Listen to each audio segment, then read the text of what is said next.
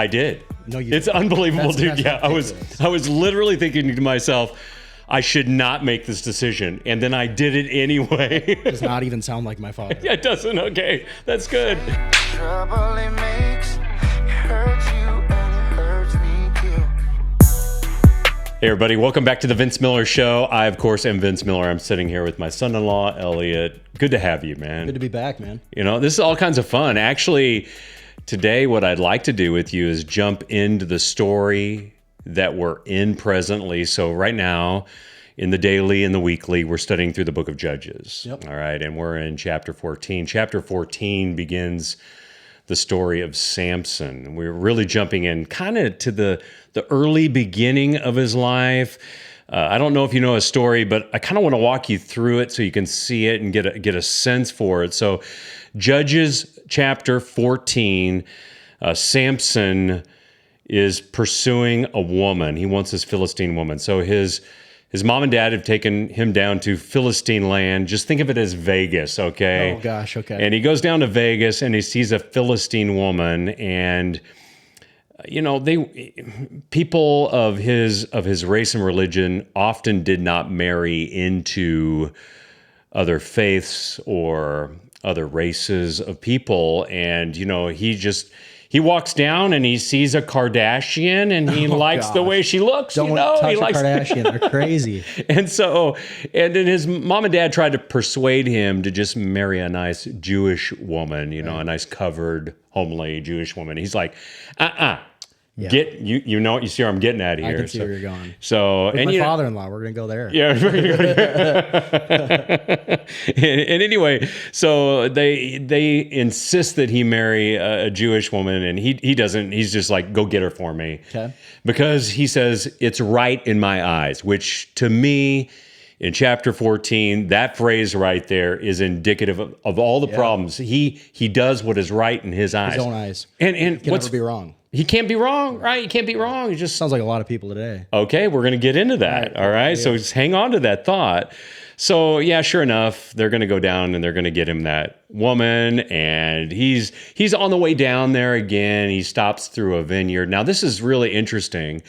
Most people understand at this point in the story that Samson is a Nazirite, or he has taken a Nazirite vow, which means three things. Number one, he was not to drink a lick of liquor, so no wine, alcohol, nothing like that, his entire life. Number two, he was not supposed to touch a carcass, all right, or anything Oddly dead. specific. Why is that? Yeah, just to consecrate, keep yourself holy. Okay. He wouldn't have actually been able to even go to his own parents' funeral, by the way. Really? And it's really rare, Elliott, because he's one of the few people in the entire Bible who took a lifelong Nazirite vow. Some people would do it for a period of time, Okay. but not for a It's life. almost like a fast. For Right, yeah, it was just a is very, a very, devotion, very long lifelong. life of consecration. And obviously, this is something that his parents agreed to before he was born because they consecrated him to the Lord for reasons that we read in the last chapter. But there was also one other thing that a Nazirite vow required you not to do, and it was cut your hair. So Samson was obviously a very strong man who didn't cut his hair, who couldn't. Take off your hat. Have you Yeah, cut your I've cut my hair. Yeah, I have no strength. Okay, so No, you're good. so anyway, he's on his way down to get this woman, right? This Kardashian. So he goes down, and he stops off in a vineyard. So that's warning number one. Why are we stopping in a vineyard? Alcohol. Maybe, I don't know. It doesn't say there explicitly that he did anything like that, but obviously he's there. He's in the vineyard. He confronts a young lion. So he's confronted by a lion. He's by himself, and it says that with his bare hands, he rips this lion apart like one Creates a cake. would rip. Yeah, he creates a carcass. Yeah. Is what he rips It's not a even that lion he went apart. out of his way to go and find a carcass. He created it. He created a carcass situation. He's just rejecting his entire yeah. former identity. Yeah, so he's in a vineyard with a carcass. Okay, so then he goes and he gets this woman, and he's going to engage in the whole process of marrying her. Then he's coming back back from where he's at in Philistine land, Vegas, wherever he is at. And as he returns, he comes across the lion. He notices the carcass. And this time he touches it because he looks down in the carcass and there are bees and honey. So he reaches down into the carcass, grabs out some honey, tastes it, and then gives some to his parents. But he doesn't tell his The parents. historical significance of that. Okay, you're going to see. Actually, yeah, you're going to see here in a second because he's going to come in the story in just a little bit. He's going to tell a riddle at the wedding ceremony to these 30 guys, and he's going to essentially brag that he knows a riddle, and the riddle is about the lion and the honey. Okay. Which has been a secret to him this entire time. Okay, so this is the situation. All right, so it kind of paints this very odd situation of this man who's all hyped up on TRT, right? He's very, very strong. He's got long hair. He's breaking his vows. He's going down to get a woman that he's not supposed to get. And then he comes back across a lion that he has killed, reaches into the carcass that he shouldn't be reaching in to grab honey, brings the honey back to his parents, gives them a lick of it. And then of course, is going to use the story of the lion as a riddle at the wedding ceremony All with his just wife. self-promotion. It's just, it's selfish. I mean, yeah. Is that the only reason why he's doing this? Yeah, I think he's just doing what he wants. He's just intoxicated with himself. Okay, right. okay. I mean, that's how we can kind of understand the story. Right. He's a man living life by his own ways, doing what is right in his own no moral eyes. compass. There's no moral. So I saw a couple of lessons in this. So I'm just going to list off some of the things that I saw here, and then I want you to respond to it. So Samson follows his eyes, not his calling. Mm-hmm. We see that first. Number 2, Samson keeps secrets and walks in isolation with these secrets. Okay. It's a dangerous way for a man to live his life. Samson touches the carcass, violating his consecration. All right. And then finally, Samson lives off rage, not restraint, because we're going to see at the end of the story that he's going to be pretty hacked off that his wife sold him out because what she did, she told her Philistine family That he did all the answer to the riddle and sells him out. Okay. And it just hacks him off. So he exposes him for who. He exposes it. So what he does is he goes down to a neighboring village where other Philistines live, about 23 miles away. So he's trying to just create a new identity somewhere else. Yeah, well, no, he goes down and he kills a bunch of Philistines to provide them with the offering that he promised if they could figure out the riddle, which was a bunch of suits. He promised that he would bring back clothing for them, 30 suits and garments to them. So he goes and he does it 23 miles away because he doesn't want them to find out very quickly that he's taken it from their own people. Okay, so I mean, this is Jerry individual. Springer. Do you remember Jerry Springer at all? This is totally Jerry. You're old, but I'm older than you. But Jerry Andy Springer. Griffith show. That's where you're going to go next, right? Sorry, Andy Griffith. Sorry. Leave it to Beaver. There we go. Yeah, sorry. Continue. No. My bad. So anyway, that's the story. And, just today, as you hear that story from me, I mean, what jumps out to you when you hear something? I mean, I kind of mutilated a little bit. There's much more if you just read it, but... No, but that's a good 30,000-foot approach as to a lot of the issues that I see with people in politics. I mean, to follow your own eyes and your own pursuits, what you feel is best rather than a godly calling, and you're doing something because it's the right time or you're in a position to affect change for God rather than for ourselves. I see a lot of that, and people will end up kind of conforming to an institution that ultimately they wanted to go in and change in the first place, and they'll lose that luster, they'll lose that spark that makes them innovative and a visionary. You also see people who just self-implode because they don't know moral compass anymore. They don't have a true north. And so that true north really is whatever they want to do in that particular moment. And they feel probably a sense of power and like they're above any form of scrutiny. And then it comes back to bite them in the butt. And I've seen that many times, even with people who, were potential governor candidates or were being floated for U.S. Senate. They just implode, and then they're a shell of a human who's now stuck in a position to just, maintain some level of relevance. And I feel like, Samson's kind of doing that in a lot of. Well, and I think you're making a good point, because what I see happening in this text is what you're talking about, but I want to be more specific about it. Okay, more it's micro. more micro on it even, because I think you're hitting on a good point. Yeah. But when you don't have a moral compass anymore, which is what we see from Samson here. Yeah. I mean, he's a judge, don't forget. I mean, this is a person that's going to be one of the famous judges of Israel. He's a judge, but he's doing what is right in his own eyes. Right. And when that doesn't play out like he wants, he lashes out at everybody else and literally kills people. Let's talk about what happened today then. Okay, share with us what happened. So today I went to Hamline University. It's my alma mater. Played baseball there, but I didn't know that I was attending the most liberal college in the state. It was vitriolic, and I'd started a Turning Point chapter there back in 2019, and professors were calling for my expulsion, saying that these ideas shouldn't be allowed on campus, and I thought that it was bad then.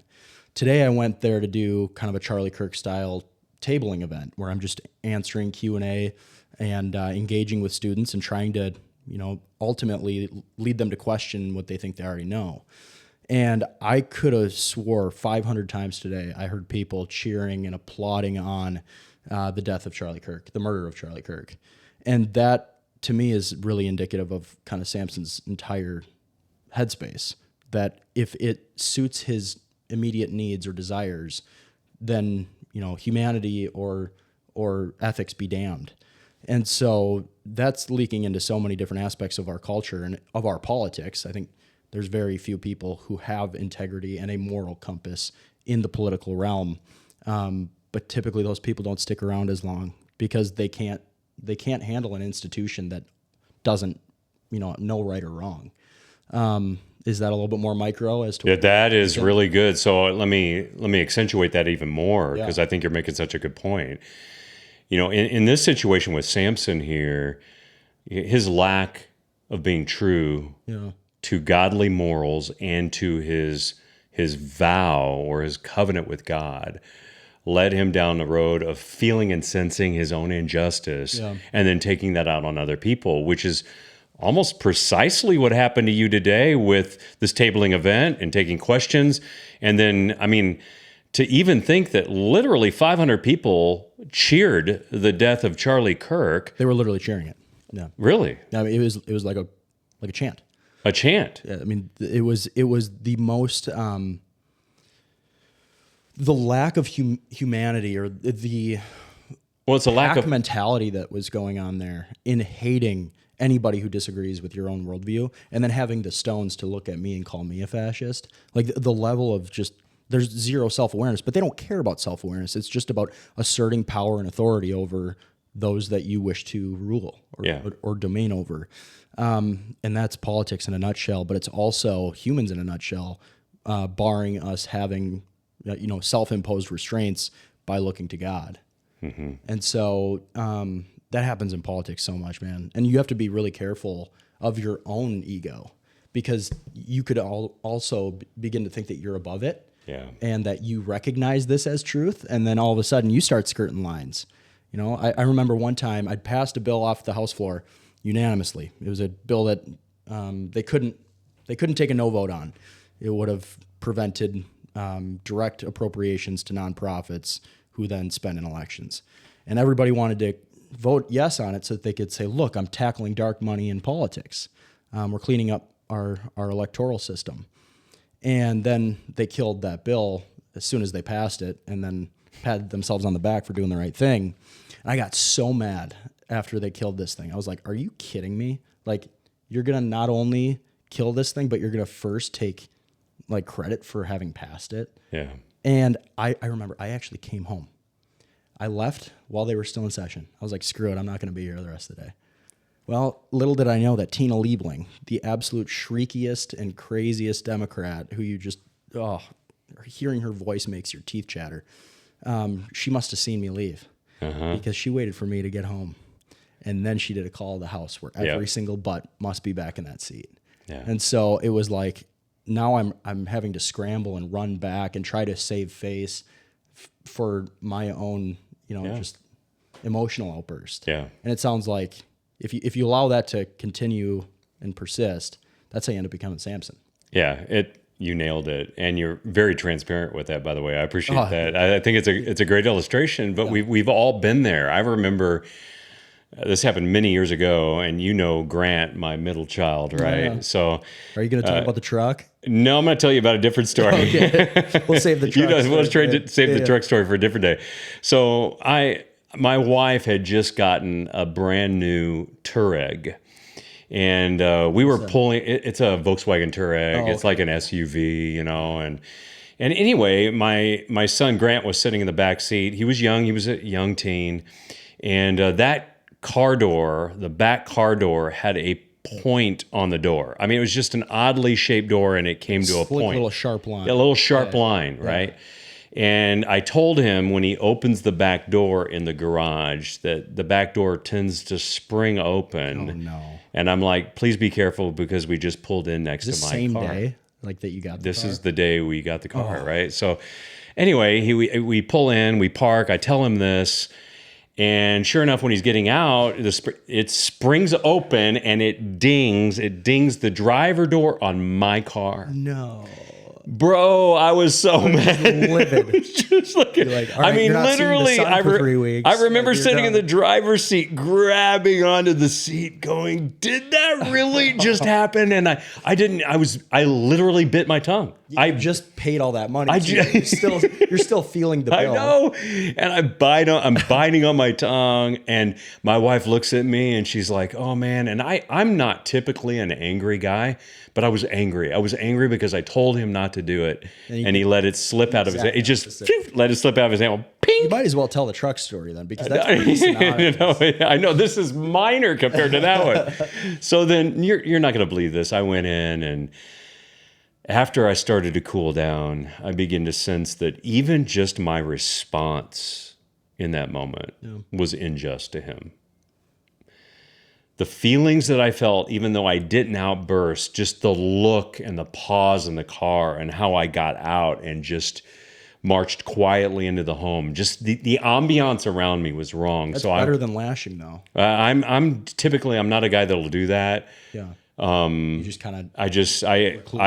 I will blow up sometimes, but it's just pretty rare. But in that moment, I grabbed a hold of myself. Well, you're not going to believe this. I did go down and I apologized to Grant and the entire family for just even how I felt, because I told him because I said it was because I told you not to do something, and then you did it anyway. And he had tiny little arms at that point. I remember Grant. Just not very muscular. Okay, so anyway, he just let it slip out of his hands. Running around everywhere. So I apologized to everybody, but then you're not going to believe this. A week later, he did exactly the same thing. Of course he did.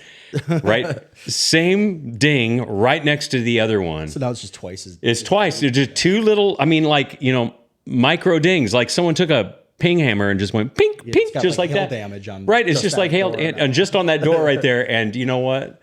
I will say this, Elliott. I was reminded of my anger every time I got into that car for the next 2 years. And so you start to reflect on it. Yeah, I did. I reflected on my attitude, my action, how I felt, what I did, and I handled my situation better than Samson. At least I think I did. I'd just be thinking about the resale value. You know what I mean? Like, my gosh, I still got 36 months. I know. It's just ridiculous, but $15,000. I know exactly, and there's no reason to fix it. You can't fix it. It's not a dent that pops out. I mean, there's nothing I could do about Staring at you in the face. I know. It was just like an altar to my sin for the next couple of years, but that's fairly mellow too. Like and I've noticed you typically are inward. Yes, you I don't am. lash out, and that's a good thing. Yeah, because sometimes. I'm the lash out. Yeah, you are. Yeah. But I'm also like the type of person who bottles up emotions and then lashes all at once. Yeah. And it's like, whoa, where did that come from? Right. And both can be harmful, whether you lash out or I hold it in, whether you fight or I flight, right? You explode, I implode, right? I mean, irregardless, both leave carcasses by the road. Yeah. Both defy your compass. defy our consecration before the Lord, Right. And both hurt other people, irregardless. So, I've reflected on that moment many, many times, and obviously I blew it in that moment. But God has continued to work on me on how to resolve the injustices that I feel when things that aren't done right in my eyes, my way. God goes, I don't really care about your way, Vince. I care about my way and what I want. And I think this is one of those things that would resolve a lot of problems for us on the house floor, a lot of things when we're tabling. If people, like a lot of things in my life with my own implosion of anger at times or your explosion, what would resolve it is if we worried less about what was right in our eyes and did what was right in God's eyes. I mean, just think about it just for a second. If the house floor, if they did what was right in God's eyes, you would have an agreed upon moral law and moral compass. Have two parties. Right. You wouldn't even have. You'd have perfection, and we're waiting on Jesus to bring that back. Yeah, and that's but we're fighting over more than just bills and laws now. This is also powers and principalities too. Like you say can more feel, about that. You can feel that there's spirits that work in that place, and that's my take on it. I know that there are times in which you're in that Capitol, and even though it's a gorgeous building, there's a darkness because everything that's being discussed, talked about, it's not only antithetical to the things that Minnesotans, I think, are begging for when it comes to affordability or just integrity within government, better education for their kids, whatever it might be. It does the exact opposite of all that. And so when you're sitting there and you're having to engage in a debate that is antithetical to the values that I want my family to be rooted in, you start to go a little crazy. Well, yeah, I can understand why you're going crazy. Yeah. Because there is no moral compass anymore. There is no guiding truth. You are forced to now be in that institution, even though you still want to maintain it. Exactly. And so that's when the lashing out happens. Exactly. And that's when I get reactionary instead of reflective. And that's when people attack you and you want to fight back, right? And that begins to happen. I think one thing that would be really important for someone like you to remember, especially from my standpoint as, a father, your father, a pastor, a friend to you, a brother in Christ, is it's important that people are praying for our House reps and our senators like Elliott, who are, whether you like them or not, too. Yeah, just that you're really praying for them, that God would guide them back to His will, to His truth, because that's the only thing that's going to guide us away from insanity towards sanity, away from confusion into clarity, away from the demons and the darkness of this present world to truth and true enlightenment. And we, as much as that is a very difficult place to be sometimes, I know that there's people like me, taxpayers like me, brothers in Christ like me, that want to see you fight that fight, and we need you to do it, because otherwise it's just going to continue to get darker. Well, I mean, politicians are, everybody hates them. I mean, that's kind of universal right now. Nobody trusts them, and they don't have any reason that they should. But I think that right now we're entering an era in which politics can kind of be flipped on its head, because truth is going to transcend and win the day. And when I say that, I mean, people can smell BS from a mile away nowadays. We have 2,500 subliminal ads that we get, just throughout the course of a day. And we can tell when somebody's not being authentic. And so in that same sense, we don't have to play the same games that the institution has kind of adopted as normal. Patting people on the back and scratching their back if they scratch yours, and the pay-to-play stuff, just engaging in the overall, stereotypical caricature politician stuff. I think if you just say what you mean and mean what you say, and you don't have to hide anything. You stay true to your values as to why you got into that arena in the first place. That's when, good things happen. But it also can't be something that is done sustainably over the long haul. Like you have to You have to know when the off button is, Yeah. because otherwise you just become a cog in the machine. Well, and I agree with you on that. I think that's where we need term limits. Let me just say that again: term limits. They'll never vote for it themselves. You gotta They'll get it as never a do it. constitutional ballot referendum. Yeah, We can do exactly. that. There's a bill. But I totally agree with you, and I think, Elliott, there are very unique forces of evil working against believers like you inside of the House and inside of the Senate. At the same time, inside of some big businesses and Fortune 500 companies and even small businesses as well, the same type of corrupt spirit is at work. Yeah. And it's the spirit of, I'm just going to do what is right in my own eyes. I'm going to do what is right not in a my big deal. own. And exactly. And we've got to stop doing what is right in our eyes and pursuing the things that we want, that we see that is right in our eyes. And I have to fight that internal urge all the time. I mean, there is a freedom that we have in Christ to essentially do whatever we want, but that doesn't mean that everything we want is righteous or Freedom right. equals discipline. Yes. You're not free unless you have discipline. If you're unconstrained by anything and you have no moral compass, that's just chaos. It is That's chaos. insanity, and that will only lead to self-destruction.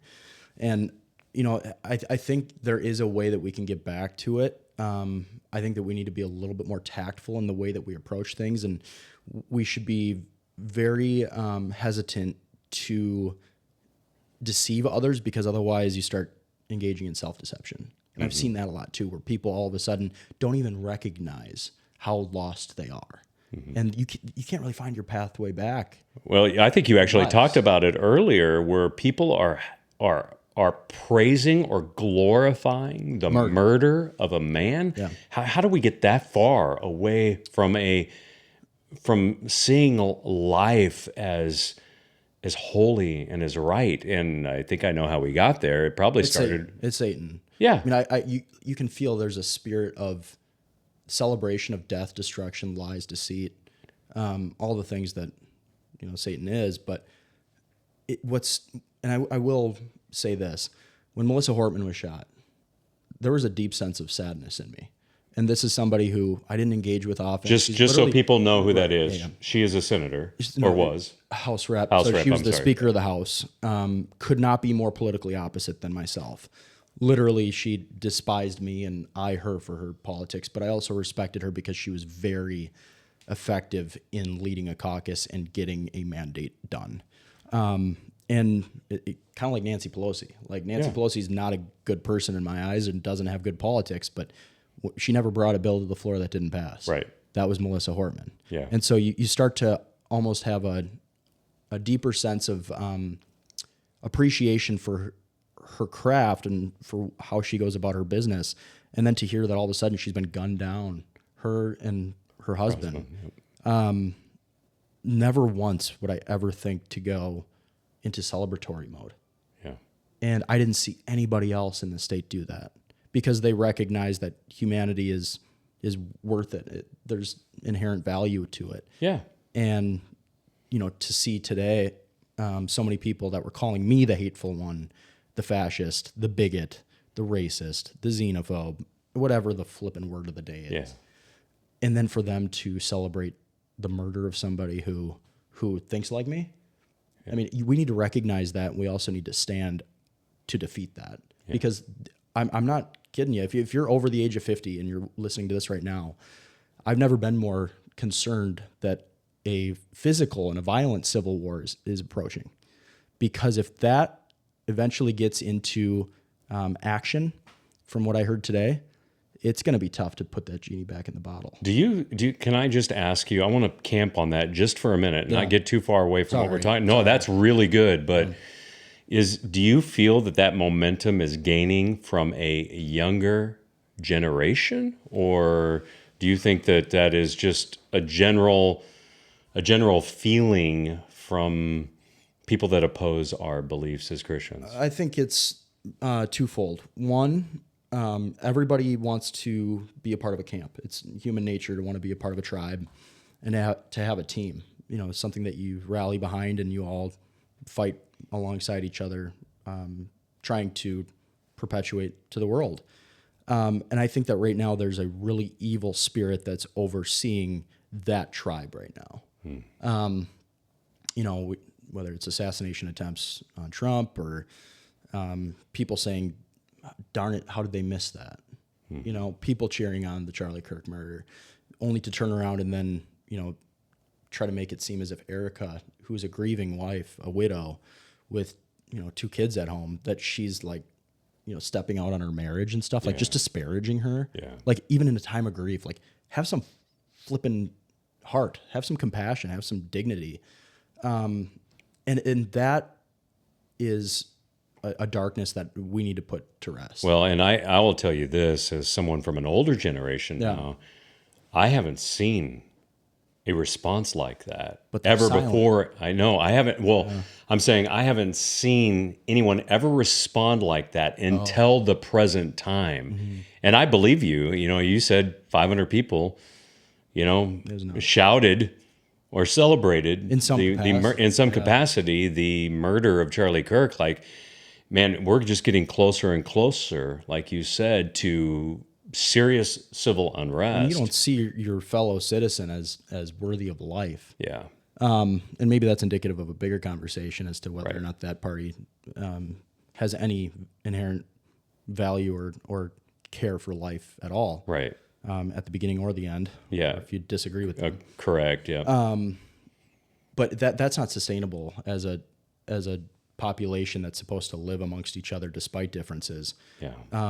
Yeah, because when I was growing up, I felt like, I was from California. Yeah. I grew up a Democrat. Right. Well, my grandmother and grandfather were DFLers. True farmer laborers in a state that was, I would say, a very different democratic state than it is today. Well, and we have to also recognize that the party is ever changing, both. Right.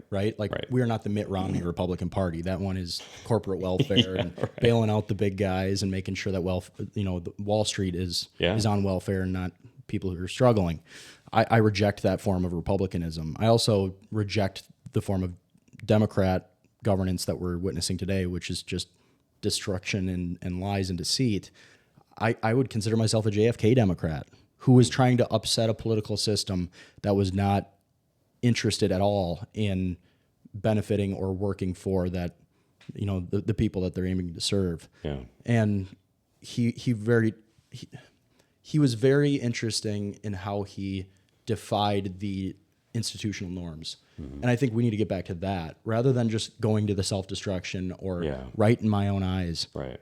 He was willing to say, I'm sorry. And it only benefited him. Mm-hmm. He was sticking to some moral compass, even though there was some moral. He made some. And everything else. There were some kids in the house, right? Kids swimming in the house, all that kind of stuff. So, but anyway, I think this is it's important. No, it's important for us to mention these things from time to time because I think people want to hear your perspective on that. At the same time, as we close off Judges chapter 14, as I reflect on what you've said, what we've talked about today, I think the issue is we have to stop doing what is right in our eyes.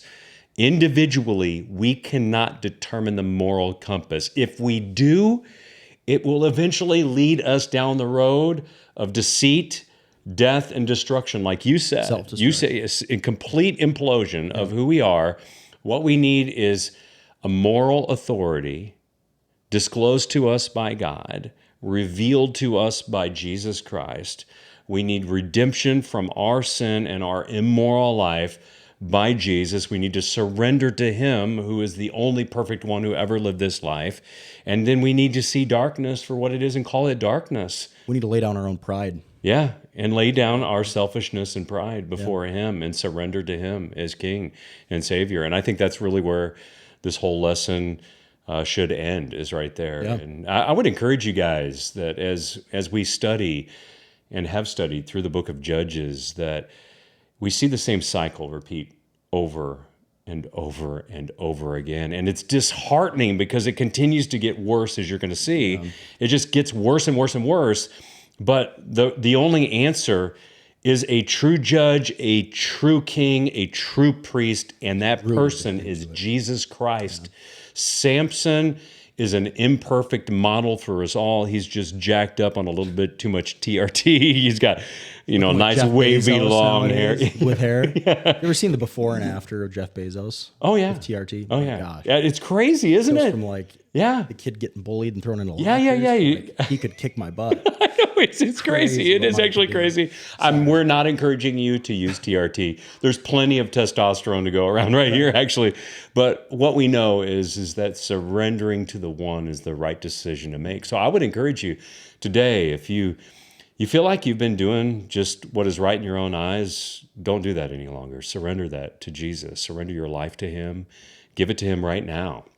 Just write today, if this is your moment, I choose Jesus in the comments below, and that'll be the first step that you will make toward surrendering all your life to him and choosing to live differently by his compass, by his life, by his death and his resurrection, which accomplishes everything that you can't accomplish in this life. And I'm grateful for Samson. I mean, laughable story. I mean, just kind of a I don't laughable understand how story. we got the riddle out of the bee thing. Yeah, That's a little. yeah, I'm trying to understand it. Yeah, he's just presenting a wager to his wife's family Okay. in hopes that he can outsmart them and look intelligent. I'm gonna grow my hair out and go to Vegas. How's that? Hey, please don't do that.